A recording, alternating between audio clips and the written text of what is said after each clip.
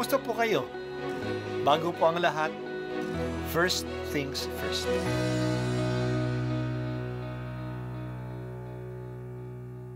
Good morning po.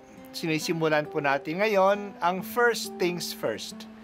At dito po, tinatalakay natin sa unang bahagi ng umaga natin ay ang first readings na binabasa po sa banal na misa. Ito pong tinatalakay natin kasi madalas po kasi marami na tayong alam tungkol sa gospel readings. Pero konti po ang nagsasalita sa first readings. Pero ang first readings, bahagi din po yan ng Biblia, ng banal na kasulatan.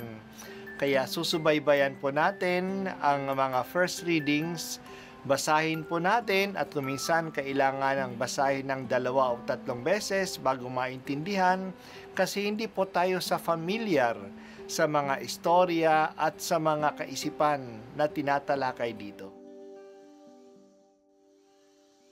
Ang pagbasa mula sa aklat ni Propeta Malakias. Ito ang sinabi ng Panginoong Diyos, "Ipadadala ko ang aking sugo upang ihanda ang daraanan ko, at ang Panginoon na inyong hinahanap ay biglang darating sa kanyang templo. Darating ang pinakahihintay niyong sugo at ipapahayag ang aking tipan. Ngunit sino ang makatatagal pagdating ng araw na iyon? Sino ang makahaharap pag siya'y napakita na? Siya'y parang apoy na nagpapadalisay sa bakal at parang matapang na sabon. Darating siya para humatol at dadalisayin niya ang mga saserdote, tulad ng pagdalisay sa pilak at ginto. Sa gayon, magiging karapat-dapat silang maghandog sa Panginoon, at ang mga handog na dadalhin ng mga taga-Huda at Jerusalem ay magiging kalugod-lugod sa Kanya, tulad ng dati." Ang salita ng Diyos. Salamat sa Diyos. Ngayong araw ay kapistahan ng pagdadala kay Jesus sa Panginoon sa templo. Dinala siya noon ng kanyang mga magulang upang tupdin ang batas ni Moises. Si Jesus ay ang panganay nila. Ang lahat ng naunang lumabas sa sinapupunan ng babae ay para sa Diyos. Kaya ang unang mga anak ng kanilang tupa o kambing ay inaalay nila sa Diyos. Ang panganay na anak na lalaki ay para din sa Diyos. Ito'y tinutubos ng mga magulang sa pag-aalay ng isang handog. Dahil sa mahirap lang sina Jose at Maria, tinubos nila si Jesus sa pag-aalay ng 2 inakay na ibon. Ang pagdating ng sanggol na si Jesus ay ang unang pagkakataon ng pagpasok niya sa templo. Sa pagkakataong ito, tinupad ang sinulat ni Propeta Malakias sa ating unang pagbasa. Ang Panginoon na inyong hinahanap-hanap ay biglang darating sa kanyang templo. Ito'y totoong-totoo kay Simeon at kay Anna, na kapwang matatanda na hindi nawala ng pag-asa na matatagpuan nila ang Panginoong ipinangako na darating. Ang Panginoon ay pinaunahan ng sugo na inihanda ang kanyang daraanan. Gagawin ito ng sugo sa pagdadalisay sa mga tao, lalo na sa mga saserdote, upang sila'y maging karapat-dapat na maghandog sa Diyos.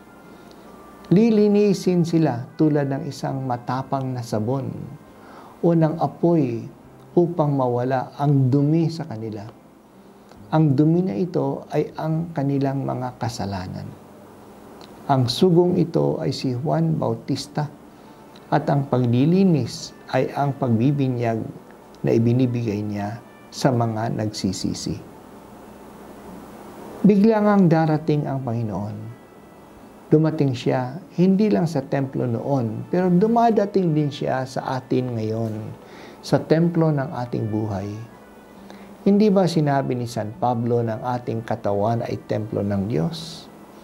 Oo, templo tayo ng Diyos kasi naninirahan siya sa atin, lalo na sa ating nabinyagan.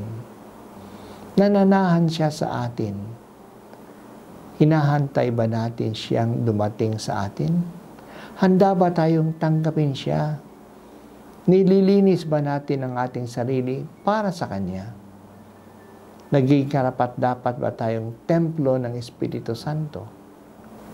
Ang ating bahay ay palagi nating winawalisan at pinupunasan kasi hindi maiwasan na magkaroon ng alikabok o alabok. Ganon din ang ating kaluluwa. Palagi natin itong linilinisan sa pamamagitan ng pagsisisi.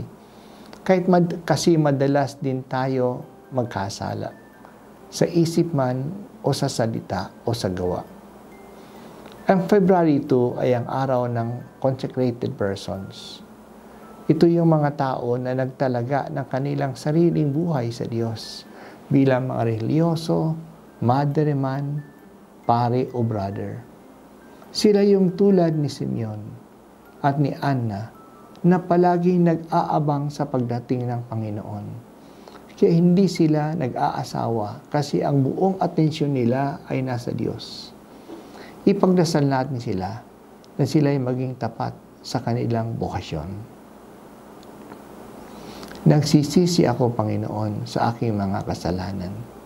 Palagi mo akong dalisayin upang ang buhay ko, ang katawan ko ay palaging manatili na karapat-dapat para sa iyo.